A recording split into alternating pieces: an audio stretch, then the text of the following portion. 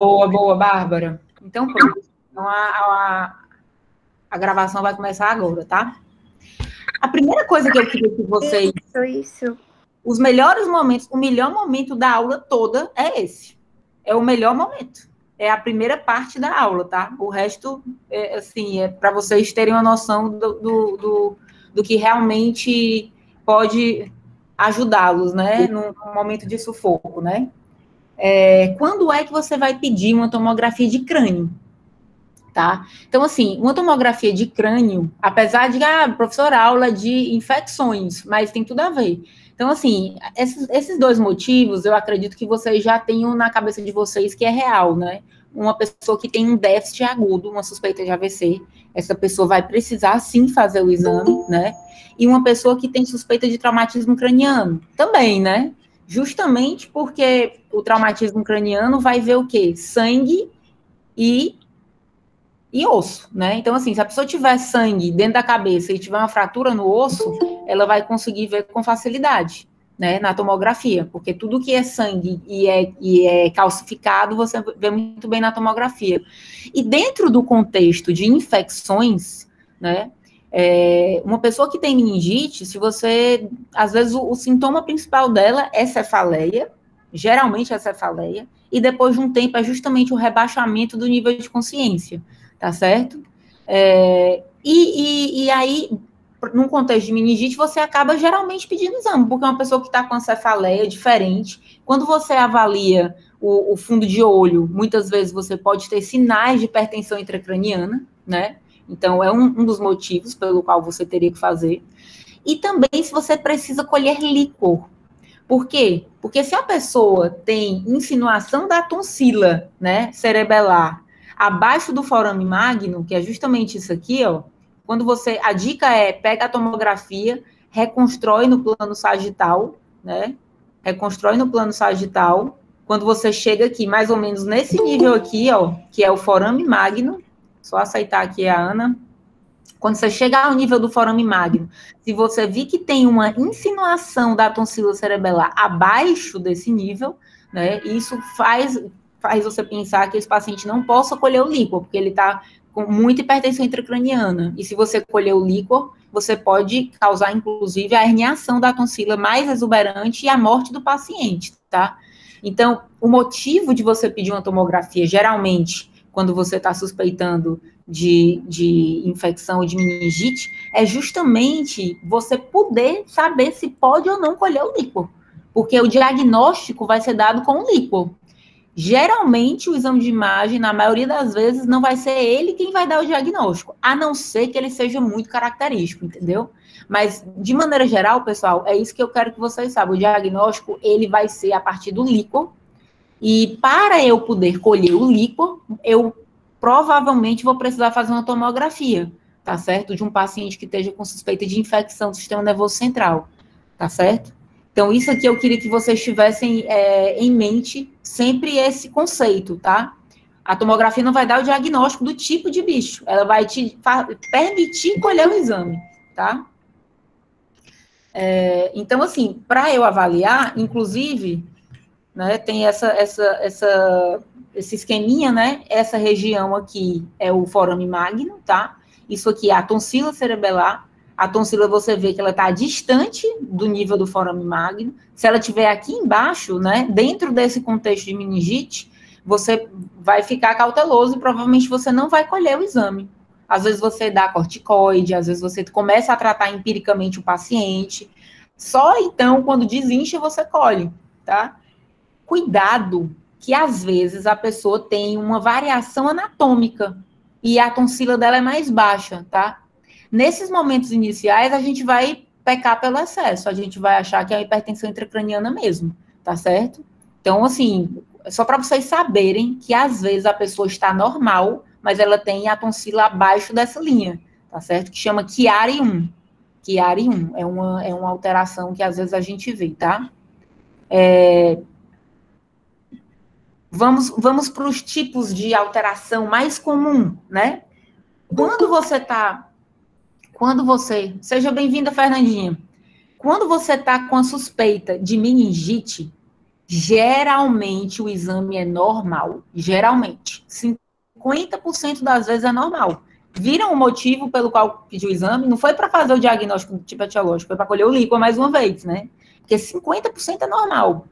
Quando dá alterado, geralmente é realce leptomeníngeo. É justamente isso. Isso aqui é uma ressonância magnética T1 pós-contraste. Foi feita a sequência T1 pós-contraste. E você percebe que essa região pial aqui, ó, tem realce ao meio de contraste. Tá? A gente está vendo isso aí, a gente está vendo, né? Essa leptomeninge aqui, a gente está visualizando.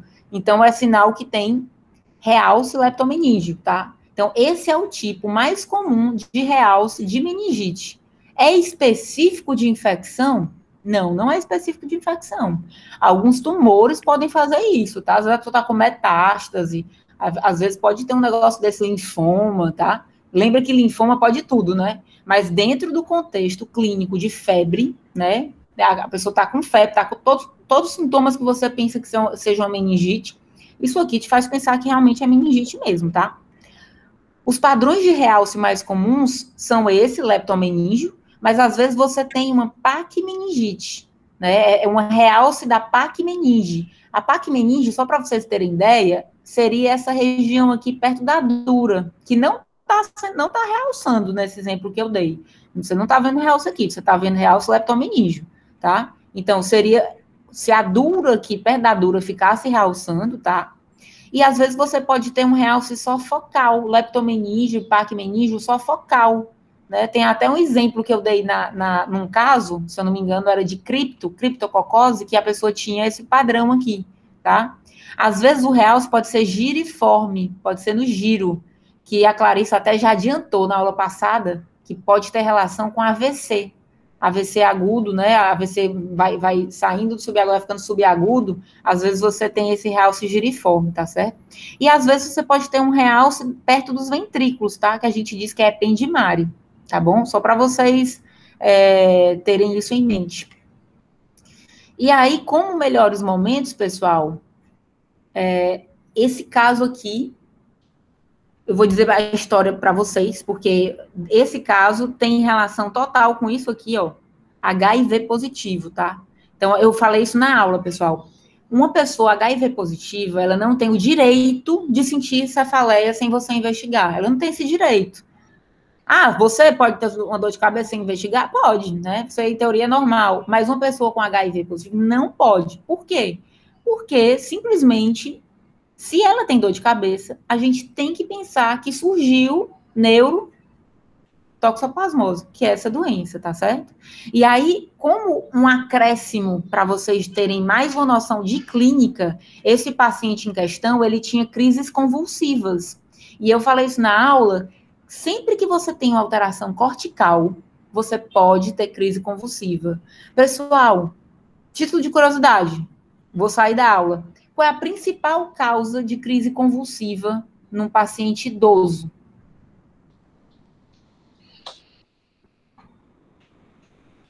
Pergunta difícil, mas só para vocês terem uma ideia. Pensem nisso. Qual é a principal causa de crise convulsiva num paciente idoso?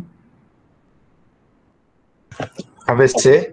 Excelente, Davi, arrasou. Excelente, excelente, né? Muito comum AVC, principal causa de morte é AVC. Então, é muito comum AVC, principalmente o AVC cortical.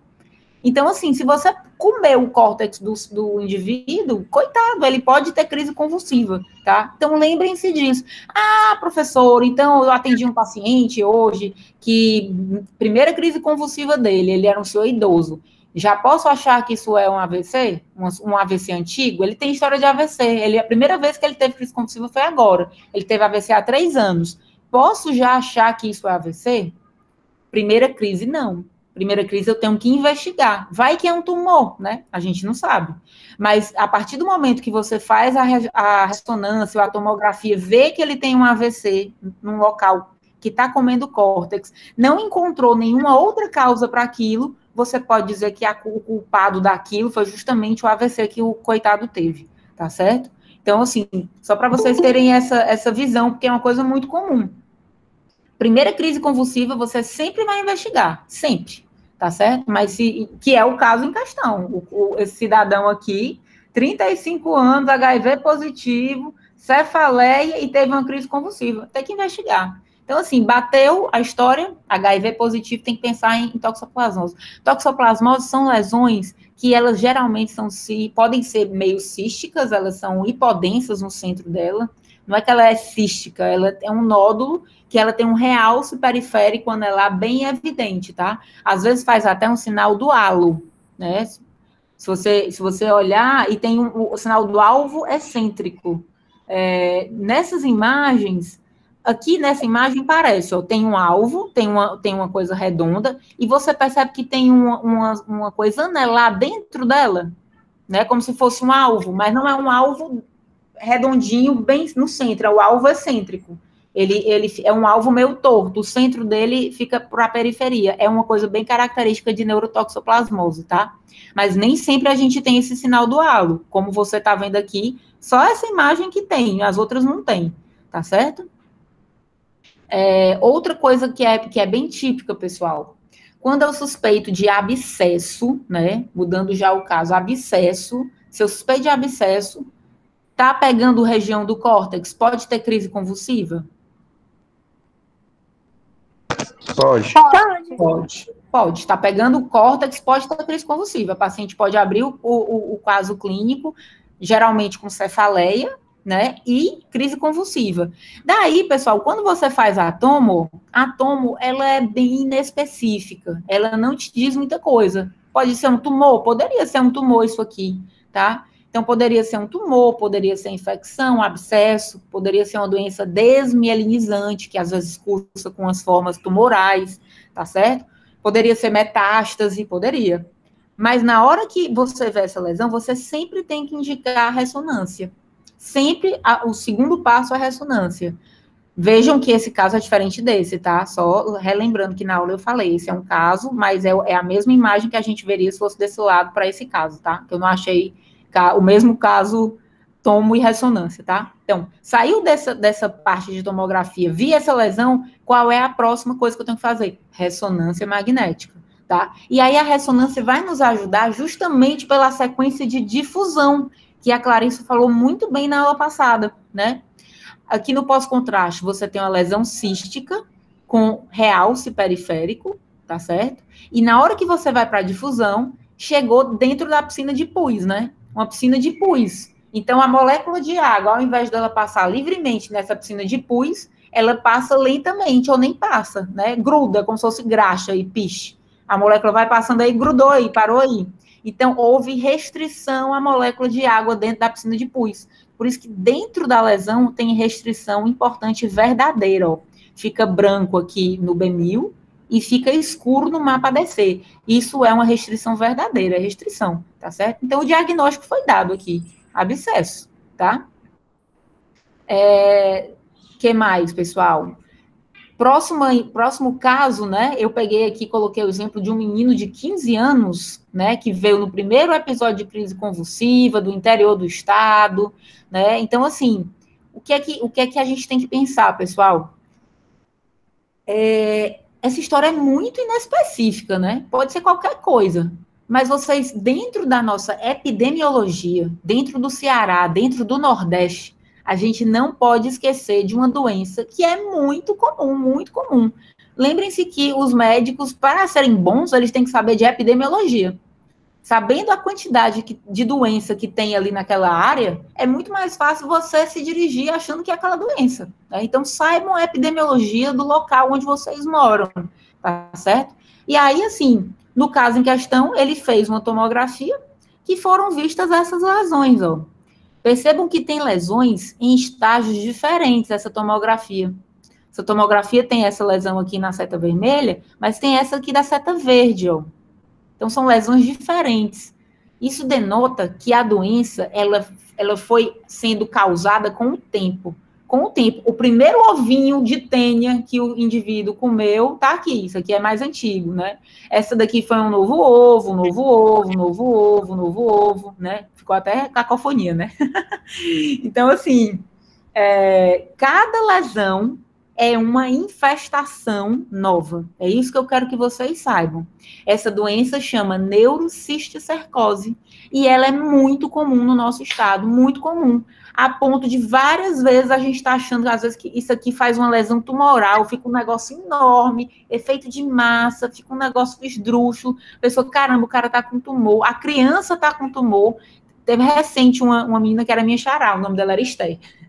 Era uma menininha de 9 anos, que o Eduardo Jucá ia operá-la no dia seguinte. Ele olhou a imagem, cara, isso não é tumor, não.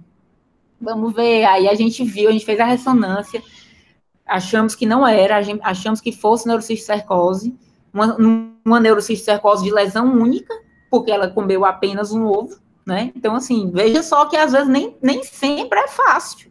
Quando você olha e vê um monte de lesão em tempos diferentes, pontinhos calcificados, junto com um ponto com cisto, junto com essa lesão, junto com a lesão que já está enxugando o processo inflamatório, fica fácil, porque você está vendo todas as fases das lesões.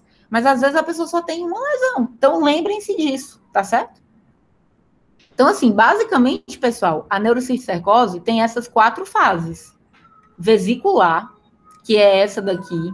A vesicular seta verde, ela tem o Scolex dentro dela e ela não tem inflamação ao redor.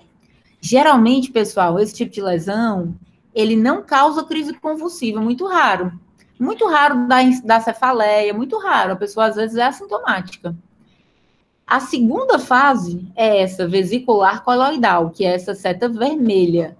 Essa lesão, sim, causa efeito de massa, causa efeito tumefativo, e geralmente é essa lesão, nessa fase vesicular coloidal, que você pensa que seja tumor, tá certo? É uma fase que geralmente pode, sim, não é geralmente, poucas vezes dá crise convulsiva, mas quando dá, geralmente é essa fase vesicular coloidal, tá certo? Depois, essa fase começa o processo inflamatório, tem efeito de massa, tá bom? Já a fase granular nodular, eu marquei essa aqui, mas essa daqui, ó, que tá perdendo a água dentro dela, que são cinza dentro, elas estão até melhores, estão até mais nítidas. Tá vendo? Essa daqui, ó, que não tá tão preta dentro dela, e essa aqui não tá tão preta, tá? Essas são as mais típicas de granular nodular, que é essa terceira fase.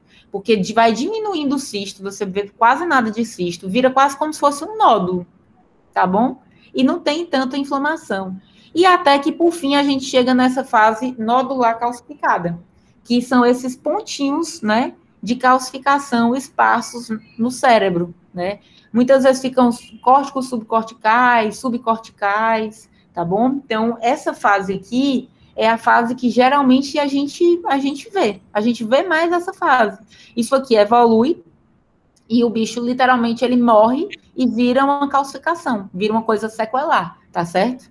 Então, geralmente, é essa fase que a gente mais vê. Pessoal, é muito comum esses pontinhos de calcificação. A Clarissa tá aí, não me deixa negar. A gente vê isso demais, pessoal. Vê isso em ator global, vê isso em dermato, em rádio. Por que eu estou dizendo isso? Eu vi um caso, também me mandaram aí em algum grupo, um caso assim que um colega pegou na clínica com uma neurocistercose super assim complicada, com vesículas grandes, dando hidrocefalia, complicando, num paciente que não tinha história nenhuma assim epidemiológica forte, sabe? Era da cidade grande, acho que era daqui de Fortaleza. Ninguém estava nem pensando muito em neurocistercose, e aí viram depois que realmente tinha algumas lesões com Scolex, e eu lembro que a pessoa que mandou até falou, olha, a gente tem que realmente ter cuidado, né, de lavar verdura, porque às vezes você não sabe mesmo, né, quando você não está em casa, se pode ou não ser contaminado. E como a Esther disse, não pode acontecer com qualquer pessoa, né? Exatamente. Recentemente, é bem recente, eu fui laudar um seus da face de uma grande amiga minha, dermato, né? E eu fui laudar os seus da face dela. E aí fui olhar o parênquima do cérebro, né? Tava lá alguns focos de calcificação, sabe? Então, assim, eu falei, cara, tem que lavar tuas verduras aí, viu? Tuas alfaces aí, não estão sendo bem lavadas, não. Pior que ninguém sabe nem onde é que pegou, né? Porque você pode pegar de qualquer lugar, né? Um negócio horrível, né? Então, só para fazer esse adendo, né? E a gente já está avançando aqui, pessoal. O outro foco que eu quero que vocês tenham, né? Que era o outro caso, uma pessoa com artrite reumatoide, em uso de metotrexate. Aí é a pessoa que está usando imunossupressor, tá?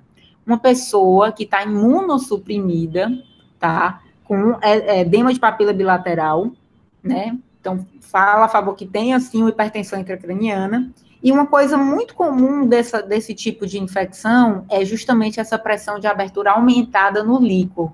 A pessoa consegue medir, na hora que ela vai fazer o líquor, ela mede a pressão que sai o líquor dali. Quando esse tipo de doença, ele geralmente cursa com essa pressão de abertura aumentada, justamente a neurocriptococose. Tá? A neurocriptococose é uma doença que acomete imunossuprimidos, basicamente, mas também pode acometer imunocompetentes, tá? Então, pessoal, geralmente o micro-organismo, ele pode estar nas fezes dos pombos, tá certo? Então, por isso que imunocompetente também tem, tá certo? É o Cryptococcus gat, né? E o Neoformas. O gat, se eu não me engano, é do imunossuprimido, e o Neoformas, se eu não me engano, é do imunocompetente. Isso aí eu tô buscando a memória bem antiga, viu? Então, basicamente, pessoal, essa doença, o mais comum é não ter nada. Não ter nenhuma manifestação radiológica, tá? Mais uma vez. Quando tem, seria realce leptomeningio. Olha só esse caso, como é o realce leptomeningio isolado, só num canto, ó, não tem do restante do cérebro, né? Então, um realce leptomeningio, tá? Mas a lesão mais característica da neurocriptococose é justamente essa, que é uma lesão, assim, a galera diz que é bonita, né? Bonita que na cabeça dela, né? É uma lesão interessante, vamos dizer assim, né? Então, é uma lesão interessante porque parece bolhas de sabão, né? Então, parece bolhas de sabão isso aqui, tá? E isso são espaços perivasculares alargados, tá? Isso aqui é uma forma bem exuberante e essa é uma forma mais leve de espaço perivascular alargado, tá certo? Mas lembrem-se, porque como a lesão é muito característica, bolhas de sabão, isso é uma coisa que pode eventualmente ser cobrada em prova, né? O pessoal gosta desses nomes bonitos, tá? Quando a gente estiver falando de tumor, existe um tumor benigno, que é o DINET, que também faz lesões em bolhas de sabão, só para vocês saberem. Então, tem um tumor que é benigno, que faz esse tipo de lesão, e outro tipo de lesão seria neurocriptococose, né? Só que o tumor, ele não é alargamento de espaço perivascular, só porque a lesão realmente parece bolha de sabão, tá? Mas não é espaço perivascular alargado. Então, aqui, vai memorizar uma coisa, memoriza o espaço perivascular alargado, que causa bolha de sabão, é isso aqui, ó. Lesão mais característica. Além dessas lesões, é possível também fazer nódulos únicos, que aí é uma lesão totalmente inespecífica, uma lesão com centro mais liquefeito e realce ao meio de contraste, né? Então, isso aqui é o criptococoma, tá? Bem inespecífico, tá certo? O outro caso que eu quero que vocês memorizem é essa questão paciente com HIV positivo, tá? Não é só paciente com HIV positivo, paciente imunossuprimido que faz esse tipo de lesão. Então, esse tipo de lesão, que chama LEMP, né? Ela é leucoencefalopatia multifocal progressiva. É uma doença que geralmente pega substância branca e a região das fibras em U. As fibras em U, pessoal, é essa parte aqui mais próxima da região subcortical. É a substância branca que fica perto aqui do córtex, tá? Essa substância branca que fica perto do córtex é a região que a gente chama de fibras em U. A maioria das lesões não pega aqui. Por isso que você, quando vê um negócio desse, você acaba pensando em LEMP, tá? E essa lesão, ela é progressiva, né? Ela pode acometer o cerebelo e, às vezes, ela também pode se estender para o córtex. Olha como esse córtex aqui tá branco, tá tomado. Ela não ficou só restrita à substância branca, ela se estendeu também ao córtex, tá? Então, eu tenho que pensar em LEMP em pacientes imunossuprimidos. HIV, antigamente, era a principal causa. Com o tratamento, né, do HIV, hoje em dia a gente acaba indo para as pessoas que são imunossuprimidas, por exemplo, pessoas que fizeram transplante de órgão sólido, que tomam natalizumab, que é um remédio que às vezes é usado para esclerose múltipla. Alguns desses anticorpos monoclonais, né, que acabam fazendo parte do tratamento de artrite reumatoide, artrite psoriática, e doenças autoimunes do sistema nervoso central, né, esclerose múltipla, neurite óptica. As pessoas que estão aí nesse nível tomando essas medicações podem desenvolver LEMP, tá certo? E, infelizmente, o curso é progressivo e até hoje ele é fatal, né? Pode ser que, eventualmente, se descubra uma forma de parar isso aí. Mais uma vez, a pessoa tendo, né, é causado pelo vírus JC, que é um vírus que a gente tem aqui disponível no meio ambiente, né? Geralmente as pessoas pegam, assim, por transmissão oral mesmo na infância, mas a gente acaba medindo isso no soro. Quando as pessoas estão usando medicações, a gente vai acompanhando como é que tá, se ela já está positiva ou não para esse vírus JC, tá certo? É uma maneira de dar segurança a gente. E, por fim, o último caso, pessoal, é justamente esse caso 7, que eu queria que vocês tivessem isso na cabeça, porque mulher de 63 anos, agricultora, com história de febre vespertina há 6 meses. Basta dizer também que ela podia dizer que ela está com tosse, né? Então, assim, a gente acaba que febre vespertina, você acaba pensando muito em tuberculose, a história já vai trazendo essa informação para você. E aí ela chegou ao pronto-socorro com um quadro de crise convulsiva, né? E aí, por conta disso, foi investigada a crise convulsiva e encontrou-se esses nódulos, né? Essas lesões, um realce periférico, né? E um realce aqui leptomeníngeo, tá? Às vezes a tuberculose, que eu já estou falando que vocês assistiram a aula, a tuberculose, ela também tem uma realce nas cisternas da base, tá certo? Então, você acaba tendo essas pistas, tá bom? Às vezes pode pulsar com AVC, com isquemia mesmo, a tuberculose pode causar isquemia, tá certo? Então, lembra disso. E é mais fácil eu fazer biópsia de uma lesão inespecífica como essa, ou é mais fácil eu pedir uma tomografia de tórax e encontrar a doença aqui tranquila, clássica, no tórax? O que é que vocês acham? Tórax, né? Com certeza, né? O tórax, né, pessoal?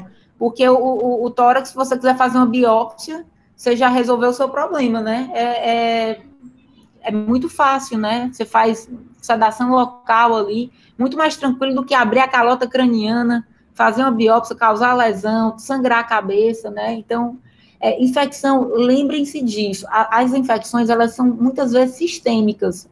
É muito comum que elas sejam sistêmicas, exceto neurotoxoplasmose, né, que não tem nada acometendo em outros lugares, né, a maioria das lesões são sistêmicas. Elas podem sim, não é que elas são obrigatórias de ter que estar no tórax, mas elas podem estar no tórax.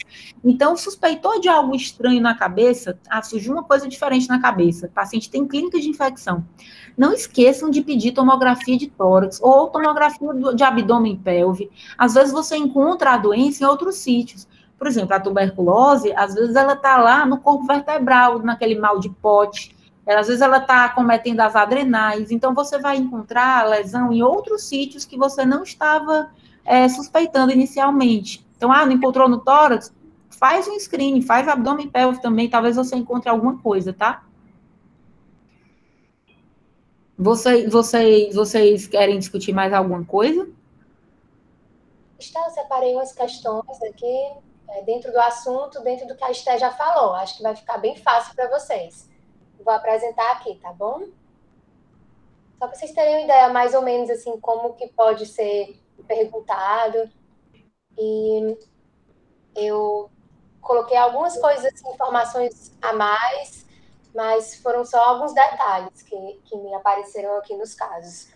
Mas eu acho que vocês já vão conseguir matar facinho aqui as questões. Vocês estão vendo? Eu continuei aqui a apresentação da lista.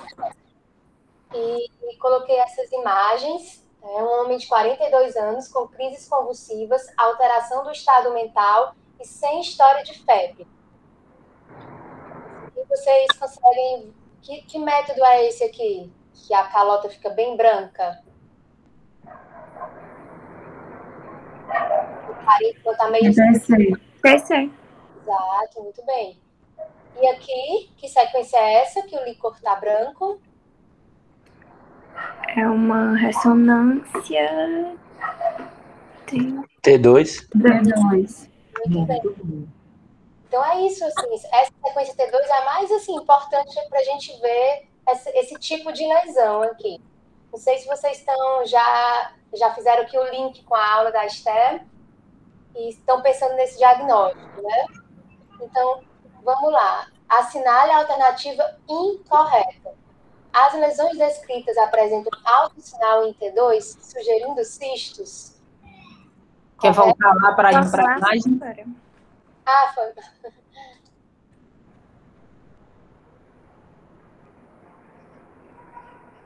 Eu vou recortar e colar e botar aqui, porque realmente tem que ver a imagem do lado.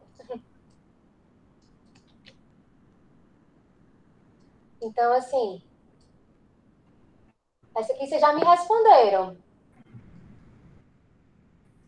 Correto, né? Oi? Oi, Davi. Tá correto, né? Isso. O que tem alto sinal em T2? Líquor. Líquor é o quê? É água.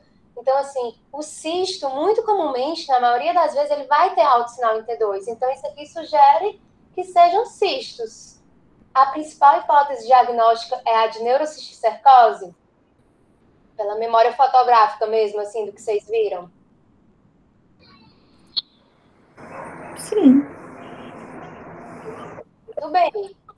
Outra lesão que faz cisto, que vocês viram que a Esther mostrou, é a criptococose.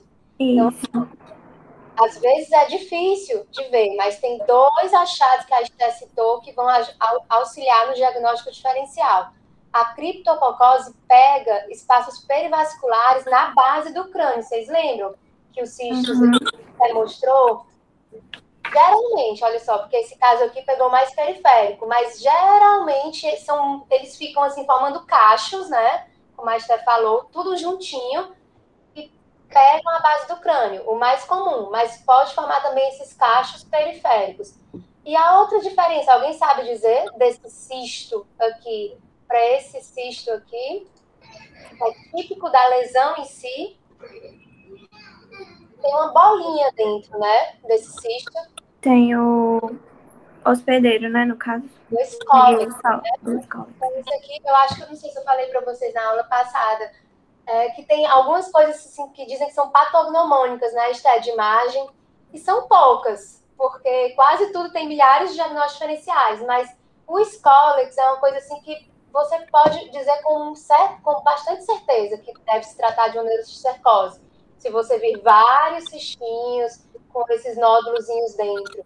Então, assim, essa imagem realmente é legal vocês terem assim, gravado, né? Cistos, alto sinal em T2, bolinha dentro, pensar em neurocisticercose.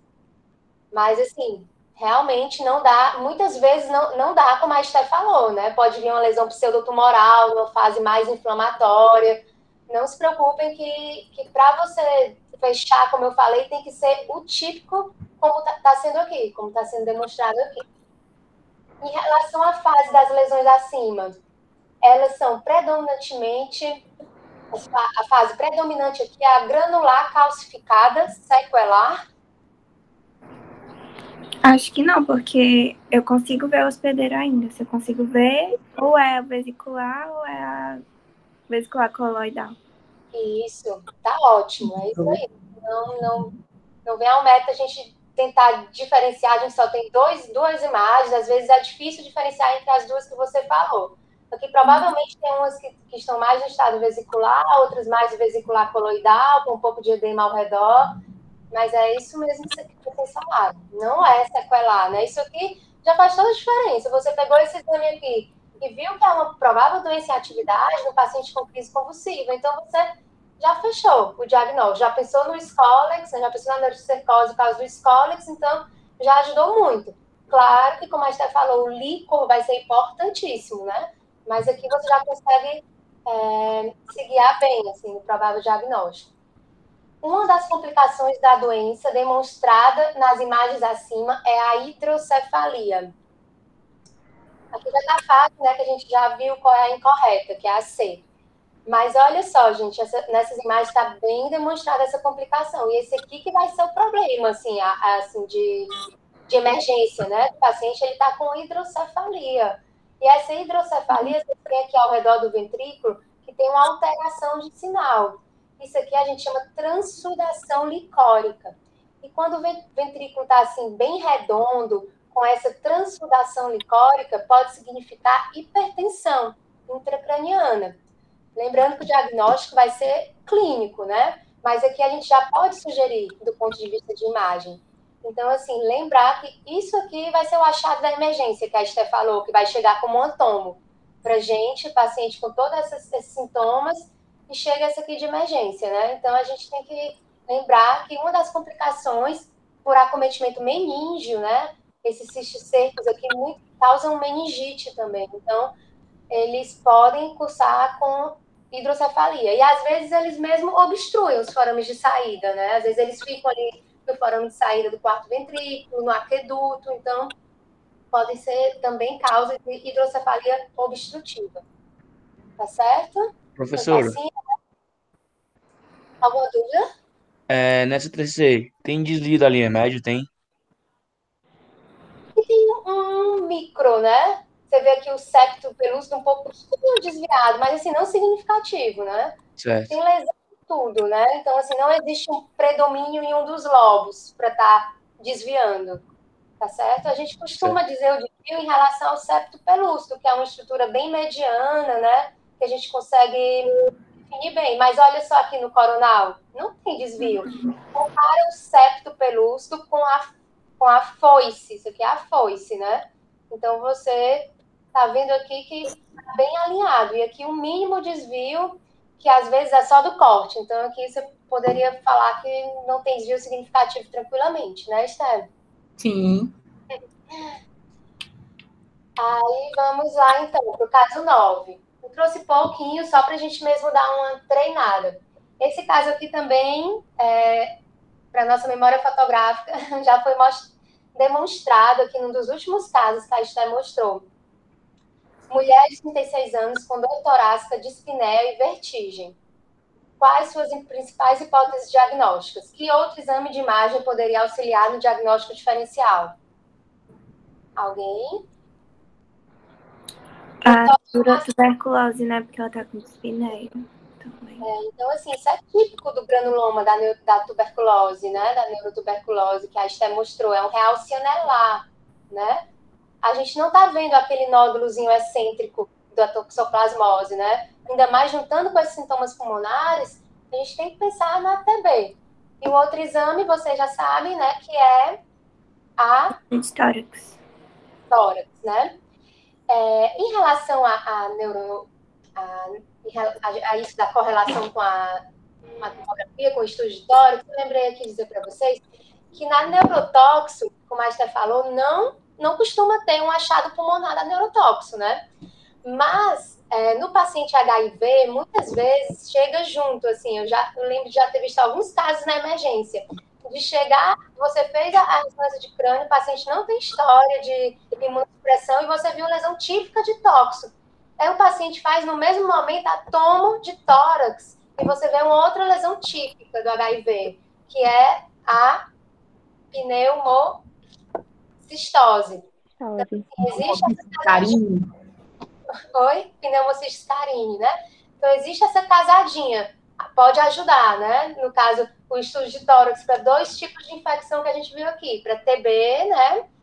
E para toxo, não pensando em toxo pulmonar, pensando em procurar as áreas de vidro fosco lá do pneumocystis carini. Tá certo? Paciente HIV positivo. Isso. E a Esté já matou, já falou para vocês hoje isso aqui. Qual a complicação? Que complicação da doença é demonstrada nas imagens abaixo? Pode escrever as imagens para vocês. Vocês estão vendo aqui a artéria cerebral média esquerda? Tá bem lisinha? Olha a direita, toda enrugada. Tá certo? E aqui é uma sequência de fusão, tá certo, gente? E tem um negócio brilhando aqui na sequência de fusão. E tem uma alteração nessa artéria cerebral média. O que vocês acham que é isso aqui? Um abscesso. Outra hipótese diferenciada. Poderia ser um abscesso nesse. Um tumor? O que acontece no vaso que causa hipersinal na difusão? Exato. Uhum. Por que causaria AVC? Você falou, né? Que é uma das complicações, por causa da vasculite. A vasculite, a tuberculose pega as cisternas da base e envolve os vasos, muitas das vezes. E aí dá uma inflamação no vaso e dá esses abscessos. Por ter esse predomínio basal da meningite na TB, acho que a Juliana também mostrou isso numa aula para vocês, né? Por ter esse predomínio basal, causa essa vasculite, porque os vasos estão ali todos concentrados, né, na base do crânio. Então, pode causar vasculite com AVC, tá certo? Mas você se garantiu, viu, Bárbara? Porque você pensou na restrição à difusão aí no PUS, né? Certo. Foi Com certeza, que o link. diferencial mesmo, né? Poderia ser um abscesso, sim. Um êmbolo, enfim. Mas, assim, a gente quis mostrar isso aqui porque um AVC, uma das complicações mais comuns, né? Que é isso relacionado à irregularidade do vaso, né? Que isso aqui indicaria que é uma vasculite. Então, a gente pensaria, primeiramente, numa causa vascular, né? Para esse achado. Vamos lá. O último casinho que eu trouxe para vocês também já foi super bem discutido aqui hoje. O que é que vocês acham que isso aqui parece? Eu acho que aquela palavrinha que a Esther falou que é parecido com essas bolinhas aí juntas. As bolhas, Bolha né? de sabão? Sabão. Isso. Vocês lembram o que é as bolhas de sabão? O que você pensa? Criptococose. Boa. Muito bem, pessoal. Então é isso, ó, são bolinhas múltiplas, né? Como eu falei para vocês, na região dos núcleos da base, né? Então, assim, quando a gente vê isso aqui, a gente já pensa em cripto, né? E, ó, a paciente cursou com cefaleia, vômitos, alteração do estado mental, então, como a Esté também falou, pode ter, né, aumento da pressão de abertura, né? Sinais, assim, já de hipertensão por acometimento das meninges, né? Ela acomete as meninges, o criptococo, e os espaços vasculares. Vamos lá, assinale a alternativa correta. Deixa eu tirar aqui e colocar de novo lá.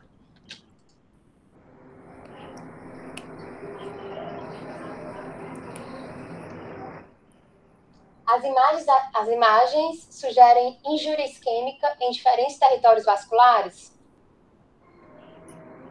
Não, né? Injúria isquêmica não fica bolinha, né? Assim, poderia AVC ocorrer, né? Pegando vários territórios, mas num paciente, sei lá, embolizando.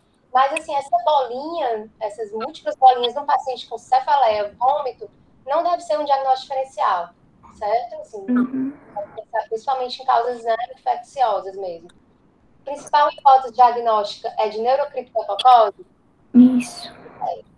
A doença acima geralmente acomete pessoas imunocompetentes? Não. Não, né? Como a Esté falou, existe um subtipo que pega mais imunossuprimido e outro que pega imunocompetentes, mas geralmente que estão usando algum corticóide, ou então um metotrexate, como no caso que ela mostrou. Eu peguei alguns casos também, Esté, de pacientes que usavam, com artrite reumatoide, que usavam anti-TNF-alfa. Na residência, fez até um trabalhinho, era só paciente não HIV, mas com imunossupressão. E aí, eles tinham essa outra forma, né? Mas vocês lembrarem que isso aqui a gente tem que pensar em alguma causa de imunossupressão mesmo. E a possibilidade de doença fúngica não deve ser considerada no diagnóstico diferencial? Eu acho essa frase.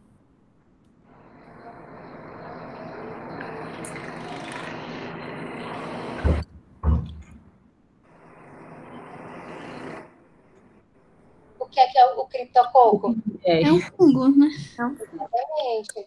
Esse aqui foi uma pegadinha mesmo. Isso, pessoal, eu achei assim que ficou muito, muito legal essa abordagem da Esté de casos. Vocês viram muitas patologias, né, Esté? Isso aqui já fecha assim, bem todos os principais. Vou colocar um outro caso aqui, acho que saiu. Mas o mesmo caso que eu tinha mostrado na vez passada, era um abscesso bem típico. Professora, Parecido com esse. Oi. a neurocriptococose pode dar também uma hidrocefalia obstrutiva? Tipo, não sei, com cripto. Eu não sei como é que seria a obstrução, mas ela tem como causar? Tem. Toda meningite pode causar, né? Essa obstrução, hidrocefalia. Toda meningite pode causar, mas assim, não é a primeira, não é o que a gente vê mais comumente, né? A gente vê uma hidrocefalia assim, feia como aquela que eu mostrei para vocês, já com sinais hipertensivos. A gente pensa mais numa TB, numa piogênica também, né? Não, o CMV não chega para a gente, assim, comumente com hidrocefalia obstrutiva. Chega no contexto de HIV, junto com outra doença, né, que a gente falou aqui. No contexto de HIV, qual é que vocês lembram? A outra? A gente já falou aqui algumas vezes que pode estar associada à alteração do tórax sem ser diretamente por essa causa. É a neurotóxico, né, professor? Exatamente. Então, assim, vocês já estão com essa noção bem, bem consolidada, né? E eu acho que é isso, pessoal. Só pegar aqui a bateria do meu computador. Vocês têm alguma dúvida? Eu acho que, assim, só para vocês também sempre perguntarem, né? Se vocês estiverem diante de uma lesão estranha, vocês têm que saber se o paciente é imunocompetente ou imunossuprimido. Tipo assim, isso aí já muda tudo. Então, sempre vá atrás disso. E vá atrás de comorbidades. Se esse paciente tem uma doença autoimune, que está usando imunossupressor, fez um transplante de medula, assim, porque às vezes o paciente não te conta, cara. Ele chega, você tem alguma doença? Não, tenho nada, não. A pessoa, cara, o cara não tem nada. Aí depois você vai perguntar. Cara, ele já fez um transplante. Tipo assim, é um negócio que é muito comum. Então, pergunte. Vá atrás do médico dele, ligue, faça alguma coisa. O que a gente falou é verdade. O que a gente está vendo aqui são doenças. A neurocercose calcificada não é uma coisa que a gente vê todo dia, né? Assim, se não for num hospital de referência para doença infecciosa. Então, assim, antes de laudar, você tem que pegar bem direitinho a história, né? Porque praticamente todas elas vão ser mais frequentes em pessoas com outras doenças de base, né? Então, acaba que, do ponto de vista neurológico, sempre vai ter essa investigação, né, Esther? A clínica é soberana. É isso, gente. Eu acho que era isso. Se tiverem mais alguma dúvida, nos falem. Eu achei que esse horário não deu muito certo para todas as turmas, né? Porque acho que pouca gente entrou, né? Da primeira vez mais gente entrou, não foi? Na outra vez entraram mais alunos e a gente só fez para as turmas da tarde, né, Esther? Eu tinha feito para as da manhã. Dessa vez a gente deixou para fazer tudo junto. Foi. Gente, então eu vou meio que conversar com eles, com os colegas da turma da manhã. Se vocês puderem também conversar entre si, porque eu não sei se fica ruim tarde, né? Com essa logística da aula de patologia. Porque a aula de patologia termina às 6, né? Às vezes a pessoa está no trânsito. A gente colocou 6h30 para dar uma facilitada para o povo chegar. Mas não sei como é que vocês querem fazer. Se vocês puderem conversar entre si, não sei, com os monitores, para eles passarem para a gente o que fica melhor, porque o interessante é que vocês participem, né? Sempre. A gente vai mudando aqui o modelo, o horário, até que fique melhor para todos. Sim. Obrigada, Esther. Obrigada. Bom, valeu, Clarice, valeu, Bárbara, Fernanda, Thaís, Gabriel, Carlos, Marina. Um beijo, boa noite. Tchau, galera. Tchau, tchau.